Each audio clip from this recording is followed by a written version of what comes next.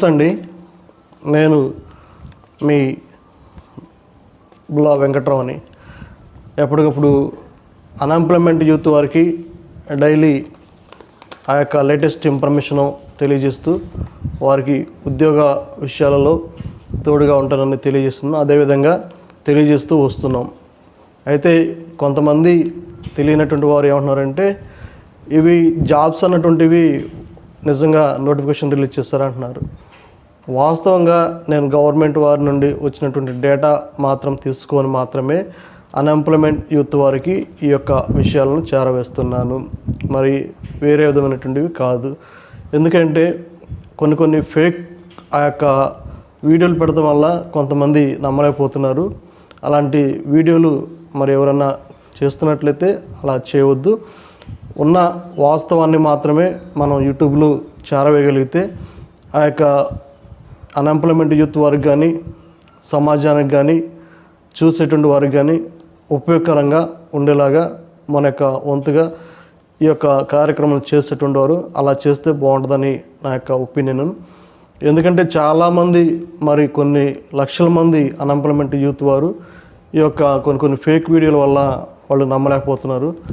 So ఏది ఏమైనప్పటికీ కూడా మరి అలాంటి వీడియోలు మనం పెట్టకుండా గవర్నమెంట్ వారి నుండి కానీ ఆ యొక్క నోటిఫికేషన్ రిలీజ్ అయిన తర్వాత కానీ పెట్టి ఆ సమాచారాన్ని వారికి అందించగలిగితే మంచిది. ఈ యొక్క వీడియోని చూస్తున్న మీరు ఒక సబ్స్క్రైబ్ చేసుకోండి, ఒక లైక్ చేయండి.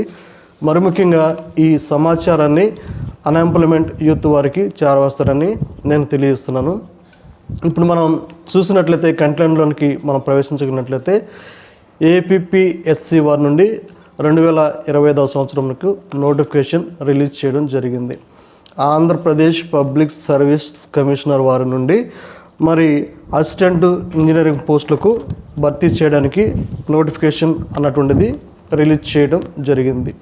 ఈ యొక్క వీడియోని చూస్తున్నటువంటి మీరు అన్ఎంప్లాయ్మెంట్ యూత్ వారికి ఈ సమాచారాన్ని వారికి చేరవేస్తే వారికి ఉపయోగకరంగాను మరి మన వంతు వారికి సహాయం చేసినటువంటి వారిగా ఉంటామని తెలియజేస్తూ ఉన్నాం. మనం ఇప్పుడు కంటెంట్లోనికి ప్రవేశించగలిగినట్లయితే ఆంధ్రప్రదేశ్ పబ్లిక్ సర్వీస్ కమిషనర్ వారి నుండి అసిస్టెంట్ ఇంజనీర్ పోస్టులకు జూనియర్ ఆఫీస్ అసిస్టెంట్ పోస్టులకు గవర్నమెంట్ వారి నుండి నోటిఫికేషన్ అన్నటువంటిది జారీ చేయడం జరిగింది. ఈ యొక్క పోస్టులు మరి ఎప్పటి నుండి ప్రారంభమయ్యాయి అని మనం కనుక చూసినట్లయితే ఈ ఆన్లైన్లో అప్లై చేసుకోవడానికి నోటిఫికేషన్ ఎప్పటి నుండి ఇచ్చారంటే ఈ యొక్క దరఖాస్తు చేసుకోవడానికి ఆన్లైన్ ప్రారంభ తేదీ వచ్చిన తర్వాత 25/9/2025 నుండి దరఖాస్తు ప్రక్రియ ప్రారంభించబడింది. అనగా సెప్టెంబర్ 25 నుండి 2025 నుండి ఈ యొక్క దరఖాస్తు ప్రక్రియ అంటూ ప్రారంభించబడింది. మరి అప్లై చేయడానికి లాస్ట్ డేట్ ఎప్పటి వరకు ఉంది అన్నటువంటిది మనం కనుక చూడగలిగినట్లయితే ఈ పోస్టులకు అప్లై చేసుకోవడానికి లాస్ట్ డేట్ వచ్చిన తర్వాత 15/10/2025 అనగా అక్టోబర్ 15వ తారీఖు వరకు ఈ యొక్క పోస్టులకు అప్లై చేసుకోవచ్చు. మరి ఈ పోస్టులు మరి అప్లై చేయాలంటే మొత్తం అసలు ఎన్ని పోస్టులు ఉన్నాయి అన్నటువంటిది మనం కనుక చూడగలిగినట్లయితే టోటల్ వేకెన్సీస్ వచ్చిన తర్వాత 11 పోస్టులు ఏపీపీఎస్సీ వారి నుండి నోటిఫికేషన్ జారీ చేయడం జరిగింది. ఆ యొక్క పోస్టులు వారీగా మనం చూసుకోగలిగినట్లయితే మనం assistant engineer post code 1, code 2, code 3 ఈ మూడు కూడా కలిపి ఏ డిపార్ట్మెంట్ వారీగా ఎన్ని ఉన్నాయి అన్నటువంటిది మనం ఏ డిపార్ట్మెంట్లో పోస్టులు ఉన్నాయి అన్నటువంటిది వివరంగా చూద్దాం. మనం rural water supply and sanitary engineering వారు నోటిఫికేషన్కు మరి ఆ యొక్క రూరల్ వాటర్ సప్లైలో పోస్టులకు ఉన్నటువంటి తెలియజేశారు. అదేవిధంగా వాటర్ రిసోర్స్లో ఉన్నటువంటి పోస్టులను వారు తెలియజేశారు. పంచాయతీరాజ్ అండ్ రూరల్ డెవలప్మెంట్లో ఉన్నటువంటి ఆ యొక్క వేకెన్సీలను వారు తెలియజేశారు. అయితే ఈ పోస్టులకు మరి శాలరీ ఎంత ఉంటుంది అన్నటువంటిది మనం చూడగలిగినట్లయితే ఈ పోస్టులకు అప్లై చేసేటువంటి అభ్యర్థులకు శాలరీ నెలకు 48,440 రూపాయల నుండి 1,37,220 వరకు ఉంటుంది. యాజ్ పర్ పిఆర్సి 2022 ప్రకారంగా మాత్రమే.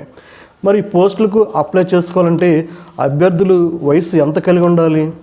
వారి యొక్క వయసు పరిమితి ఏమిటి అన్నటువంటిది మనం కనుక చూడగలిగినట్లయితే ఈ పోస్టుకు అప్లై చేసుకోవడానికి అభ్యర్థుల యొక్క వయసు మినిమం ఏజీ వారు 18 సంవత్సరాలు పూర్తి చేసినటువంటి యొక్క అభ్యర్థులు ఈ యొక్క పోస్టులకు అప్లై చేసుకోవచ్చు.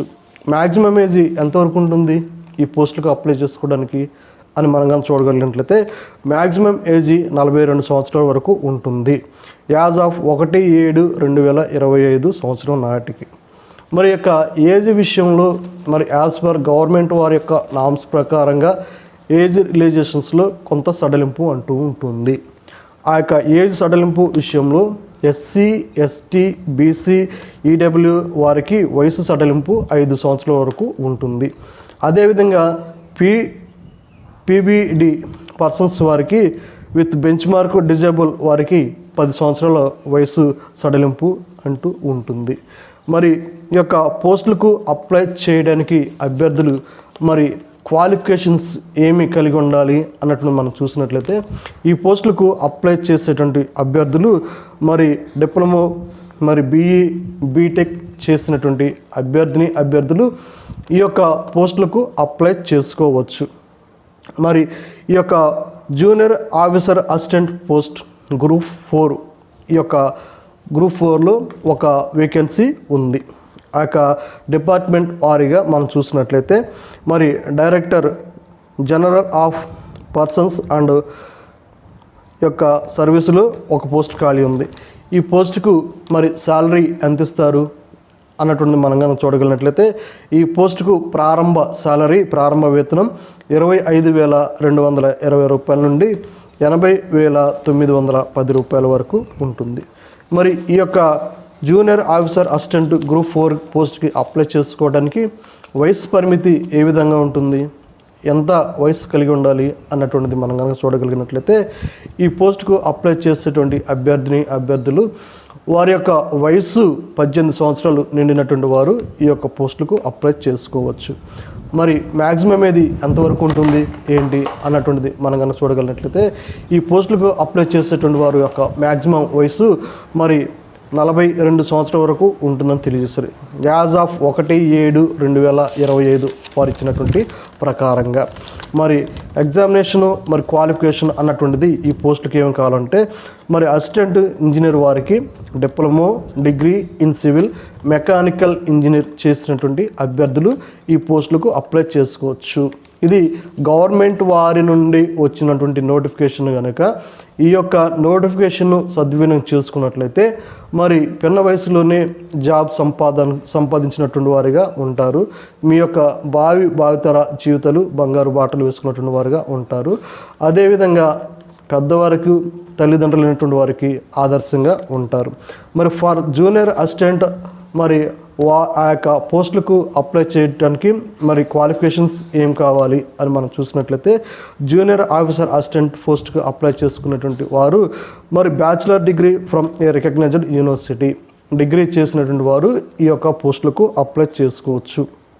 అయితే ఈ పోస్టులకు అప్లై చేసుకున్నటువంటి వారికి మరి కంప్యూటర్ పర్ఫార్మెన్స్ టెస్ట్ ఉంటుంది.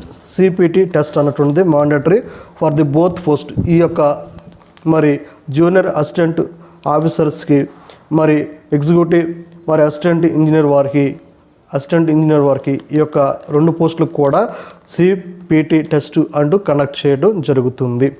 మరి ఈ పోస్టులకు మనం అప్లై చేసుకోవాలంటే మరి సందర్శించవలసినటువంటి సైట్ ఏంటి, మరి ఏ వెబ్సైట్ ద్వారా మనం లాగిన్ అయ్యి ఈ పోస్టులకు అప్లై చేయాలి అని అన్నట్లుగా మనం కనుక చూడగలిగినట్లయితే ఈ యొక్క వెబ్సైట్ ద్వారా మాత్రమే ఈ పోస్టులను ఆన్లైన్ ద్వారా భర్తీ చేయవలసి ఉంటుంది. ఆఫ్లైన్ మోడ్ అంటూ ఎలాంటిది లేదు, అన్నీ కూడా ఆన్లైన్ మోడ్లోనే చేయాలి. ఇప్పుడు మనం చూడగలిగినట్లయితే ఆ యొక్క అధికారిక గవర్నమెంట్ వారు ప్రకటించినటువంటి అధికారిక వెబ్సైట్ ద్వారా మాత్రమే మనం ఈ పోస్టులకు ఆన్లైన్లో అప్లై చేయవలసి ఉంటుంది. ఇప్పుడు మనం చూడగలిగినట్లయితే ఈ యొక్క అధికారిక వెబ్సైట్ మనం చూస్తే https://psc.ap.gov.in ఈ యొక్క అధికారిక సైట్ ద్వారా మనం అప్లై చేయవలసి ఉంటుంది. సైట్ మరొకసారి చెప్తున్నాను, https://psc.ap.gov.in https://psc.ap.gov.in ఈ యొక్క సైట్ ద్వారా ఏపీపీఎస్సి వారు ఇచ్చినటువంటి నోటిఫికేషన్కు, ఆంధ్రప్రదేశ్ పబ్లిక్ సర్వీస్ కమిషనర్ వారు ఇచ్చినటువంటి నోటిఫికేషన్కు ఈ సైట్ ద్వారా మనం లాగిన్ అయ్యి అక్కడ మన యొక్క అప్లికేషన్ అన్నటువంటిది ఆన్లైన్ ద్వారా చేయవలసి ఉంటుంది. అభ్యర్థులు అన్నటువంటి వారు గమనించాలి. మరి ఈ యొక్క పోస్టులకు మనం ఏ విధంగా అప్లై చేయాలి, ఏమేమి కావాలి అన్నటువంటిది అయినట్లయితే ఆ యొక్క ఏ విధంగా ఈ పోస్టులకు ఆన్లైన్ ద్వారా అప్లై చేయాలో ఇప్పుడు మనం ఆ యొక్క వివరాలను చూద్దాం. ఫస్ట్ మనం ఆ యొక్క వెబ్సైట్ని విజిట్ చేసి వెబ్సైట్ ద్వారా మనం ఆన్లైన్ అప్లికేషన్ ప్రక్రియ ప్రారంభించవలసి ఉంటుంది. ఈ యొక్క ఆన్లైన్ చేసే ముందల OTPR one time profile registration అన్నటువంటిది అభ్యర్థులు కంపల్సరీగా చేసుకోవాల్సి ఉంటుంది. ఈ యొక్క OTPR చేసుకున్న తర్వాత మీరు ఈ యొక్క అప్లికేషన్ చేసుకోవడానికి మరి రిజిస్ట్రేషన్ ప్రక్రియ ప్రారంభించడానికి మరి జరుగుతూ ఉంటుంది. అయితే login with OTPR ID and fill out the application. ఈ యొక్క మనం OTPR రిజిస్ట్రేషన్ చేసుకున్నట్లయితే మనకు ఒక ఐడి వస్తుంది. ఈ యొక్క ఐడి మనం ఈ యొక్క ఏపీ మరిలో ఉన్నటువంటి జాబ్స్కు గవర్నమెంట్ వారు ఇచ్చినటువంటి నోటిఫికేషన్స్కు అప్లై చేయడానికి ఈ OTPR అన్నటువంటిది మనకు ఐడి ఉపయోగకరంగా ఉంటుంది. మరి pay of the application fee for online mode. మనం ఈ యొక్క పోస్టులకు మరి అప్లికేషన్ ఫీజ్ అన్నటువంటిది పే చేయవలసి ఉంటుంది. ఆ పే చేసే ఆ యొక్క అప్లికేషన్ ఫీజు కూడా ఆన్లైన్లోనే ఈ యొక్క అప్లికేషన్ ఫీజు అన్నటువంటిది పే చేయవలసి ఉంటుంది. ఈ అప్లికేషన్ ఫీజు పే చేసేటప్పుడు నెట్ బ్యాంకింగ్ ద్వారా కానీ లేదా డెబిట్ కార్డు ద్వారా కానీ క్రెడిట్ కార్డు ద్వారా కానీ ఈ యొక్క ఫీజు అన్నటువంటిది పే చేయవలసి ఉంటుంది.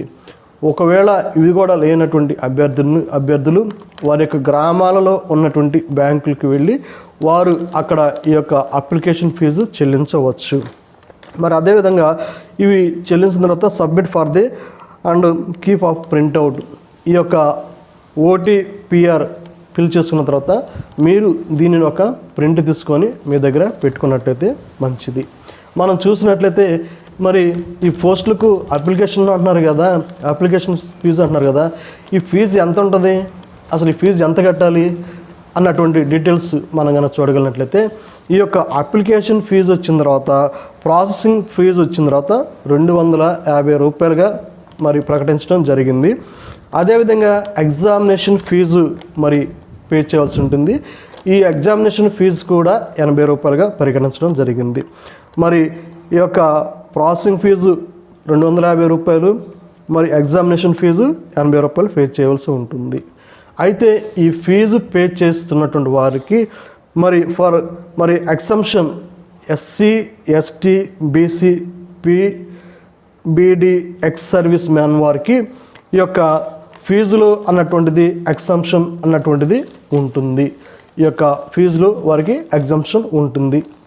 మరి ఈ ఫీజు కట్టిన తర్వాత ఏ విధంగా సెలక్షన్ చేస్తారు అన్నటువంటిది మనం చూస్తే ఈ పోస్టులకు మరి ఏ విధంగా మరి అభ్యర్థులను ఈ యొక్క సెలక్షన్ ప్రొసీజర్ చేస్తారు అన్నటువంటిది మనం చూస్తే ఈ పోస్టులకు రిటర్న్ ఎగ్జామ్ అన్నటువంటిది కండక్ట్ చేయడం జరుగుతూ ఉంటుంది. మరి ఈ యొక్క పోస్టులకు రిటర్న్ ఎగ్జామ్ అన్నటువంటిది కండక్ట్ చేయడం జరుగుతుంది. ఈ యొక్క రిటర్న్ ఎగ్జామ్ వచ్చిన తర్వాత ఆఫ్లైన్ OMR మరి బేస్డ్ మీద ఈ యొక్క ఎగ్జామ్ అన్నటువంటిది కండక్ట్ చేస్తారనమాట గవర్నమెంట్ వారి నుండి. Computer performance test CPT test అన్నటువంటిది కండక్ట్ చేయడం జరుగుతూ ఉంటుంది. మరి డాక్యుమెంటేషన్ వెరిఫికేషన్, ఇక్కడ మనం రిటర్న్ టెస్ట్ రాసేటప్పుడు ఈ యొక్క OMR షీట్లు రాసేటప్పుడు అభ్యర్థులు అన్నటువంటి వాది ఇక్కడ గమనించవలసిన విషయం ఏమిటంటే మనకు వచ్చినటువంటి బిట్లు మాత్రమే ఫిల్ చేయండి. మనకు ఈ బిట్కు ఆన్సర్ 100% తెలుసు, ఈ బిట్కి నేను ఆన్సర్ చేయగలుగుతాను అన్న బిట్లు మాత్రమే మీరు ఇక్కడ అటెంప్ట్ చేయండి. ఎందుకంటే ఈ యొక్క ఎగ్జామ్స్కి మైనస్ మార్క్స్ అంటూ మరి ఉంటాయి. ఆ యొక్క మైనస్ మార్క్స్ మనం తెలియనటువంటి బిట్టు పెడితే మనకు వచ్చినటువంటి మార్క్స్లో నుండి 1/3% మార్కు మరి మనకు మైనస్ అవుతుంది. ఆ యొక్క మైనస్ మార్కులు ఉన్నాయి కాబట్టి, నెగిటివ్ మార్కింగ్లు ఉన్నాయి కాబట్టి మీరు రానటువంటి ఆ యొక్క బిట్ల జోలికి వెళ్ళవద్దు. సరే, ఈ యొక్క ఎగ్జామ్స్కి మరి సిలబస్ ఏముంటుంది, మనం ఏమేమి ప్రిపేర్ అవ్వాల్సి ఉంటుంది అన్నటువంటిది మనం కనుక చూడగలిగినట్లయితే, ఈ యొక్క ఎగ్జామ్స్కి మరి 2 పేపర్లు ఉంటాయి. ఒకటి పేపర్ 1, రెండోది పేపర్ 2. మనం చూసినట్లయితే పేపర్ 1లో సిలబస్ ఏముంటుంది, పేపర్ 2లో సిలబస్ ఏముంటుంది అని వాటి గురించి మనం ఒక్కొక్క దాని గురించి వివరంగా క్లుప్తంగా తెలుసుకుందాం. మనం చూసినట్లయితే పేపర్ 1లో మరి మనకు సిలబస్ ఏముంటుందంటే, ఈ యొక్క ఎగ్జామినేషన్స్కి జనరల్ స్టడీస్ ఉంటుంది, దాంతోపాటు మెంటల్ ఎబిలిటీ ఉంటుంది. ఒకటి జనరల్ స్టడీస్ ఉంటుంది, 2 మెంటల్ ఎబిలిటీ ఉంటుంది. ఈ రెండింటిని కూడా కలిపి పేపర్ 1గా ప్రకటించడం జరిగింది. మరి పేపర్ 2 మనం చూసినట్లయితే, ఈ పేపర్ 2లోకి వచ్చిన తర్వాత మీరు చదివినటువంటి సబ్జెక్టు వారీగా మీ సబ్జెక్టు నుండి ఆ యొక్క క్వశ్చన్స్ అన్నటువంటి అడగటం జరుగుతుంది. మరి స్పెసిఫిక్ టైప్స్గా మరి మీరు ఏ యొక్క డిప్లొమాలో కానీ మరి బీటెక్లో కానీ మీరు చేసినటువంటి మీరు ఎంచుకున్నటువంటి సబ్జెక్టుల పరంగా మీకు ఇస్తారు. సివిల్, ఆబ్లిక్, మెకానిక్ మరియు జనరల్ ఇంగ్లీష్ అండ్ తెలుగు ఈ యొక్క పేపర్ 2లో అన్నటువంటి ఉండటం జరుగుతూ సిలబస్లో ప్రకటించినట్టుగా జనరల్ స్టడీస్, మెంటల్ ఎబిలిటీ 100కి 100% మీరు ప్రిపేర్ అయితే చాలు. ఈ కాంపిటేటివ్ ఎగ్జామ్స్లో ఉన్నటువంటిది ఏంటంటే, అభ్యర్థులు అన్నటువంటి వారు మరి ఎక్కువగా ఈ గవర్నమెంట్ ఎగ్జామ్స్కి ఎగ్జామినర్ గారు ఇచ్చేటువంటి క్వశ్చన్స్ ఏమిటంటే, తెలుగు అకాడమీ బుక్స్ మీరు ప్రిపేర్ అయితే చాలు. తెలుగు అకాడమీ బుక్స్ నుండే ఇస్తున్నారు కాబట్టి తెలుగు అకాడమీ బుక్స్ మీరు ప్రిపేర్ అవ్వండి, దాని నుండే ఎక్కువ ఇస్తున్నారు. ఆ యొక్క బుక్స్ ప్రిపేర్ అయితే మనకి మంచిగా ఉంటుంది. అదేవిధంగా జోనల్ పోస్ట్ వైజ్గా మనం చూస్తే, ఈ యొక్క జోనల్ వారీగా మరి ఏ వేకెన్సీ ఎన్ని ఉన్నాయి అన్నటువంటి మనం చూద్దాం.